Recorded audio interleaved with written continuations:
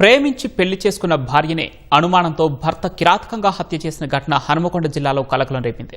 6 ఏళ్ల క్రితం ప్రేమ వివాహం చేసుకున్న దంపతుల కాపురంలో చెలరేగిన అనుమానాలు, కుటుంబ కలహాలు చివరకు మహిళ ప్రాణాలను బలి తీసుకున్నాయి. ఈ ఘటనతో 2 చిన్నారులు తల్లిని కోల్పోయి అనాథలుగా మిగిలారు. కాకతీయ యూనివర్సిటీ పోలీస్ స్టేషన్ పరిధిలోని 4వ డివిజన్ కృష్ణ కాలనీలో చోటు చేసుకున్న ఈ ఘటన స్థానికులను తీవ్రంగా కలచివేసింది.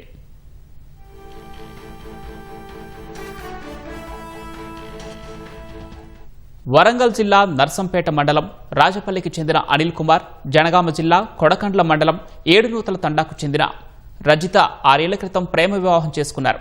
పెళ్లనంతరం ఉపాధి కోసం హనుమకొండకు వచ్చి కృష్ణ కాలనీలో అద్దె ఇంట్లో నివాసం ఉంటున్నారు. అనిల్ దినసరి కూలీగా పనిచేస్తూ కుటుంబాన్ని పోషించేవాడు. వారికి 2 కుమారులున్నారు.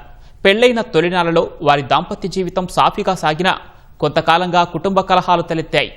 భార్య రజితపై అనిల్కు అనుమానం పెరగడంతో తరచూ 2 మధ్య గొడవలు జరుగుతున్నట్లు పోలీసులు తెలిపారు.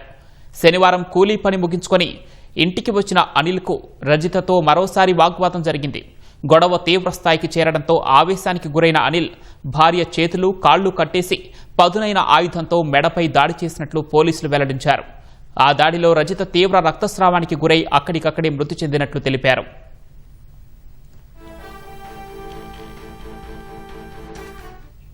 ఇంట్లో నుంచి అరుపులు వినిపించడంతో అప్రమత్తమైన ఇరుగు పొరుగువారు రజిత రక్తపు మడుగులో పడి ఉండటాన్ని గమనించి పోలీసులకు సమాచారం ఇచ్చారు.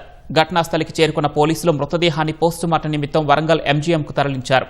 మృతురాలి బంధువుల ఫిర్యాదు మేరకు పోలీసులు కేసు నమోదు చేసి దర్యాప్తు చేస్తున్నారు.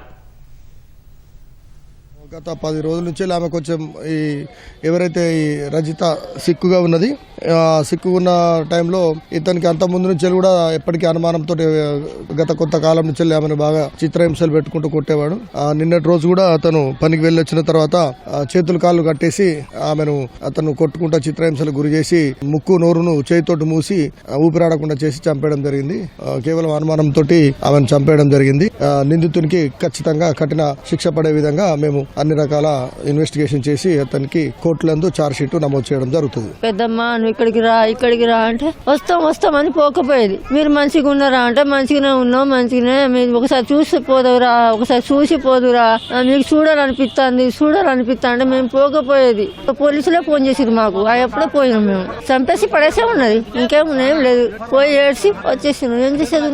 మ్యారేజ్ అయిన తర్వాత మంచిగానే ఉండేది. వాళ్ళు ఏం గొడవ లేదు, వాళ్ళకి ఏం లేదు. ఈ నిన్న ఎట్లా వచ్చిందో మాకు తెలియదు. ఇక నేను మంగళవారం నాడు వచ్చినా బుధవారం వెళ్ళిపోయినా. నా బిడ్డే కాడ రాలే ఇప్పుడు దాకా ఏం చెప్పుకోను.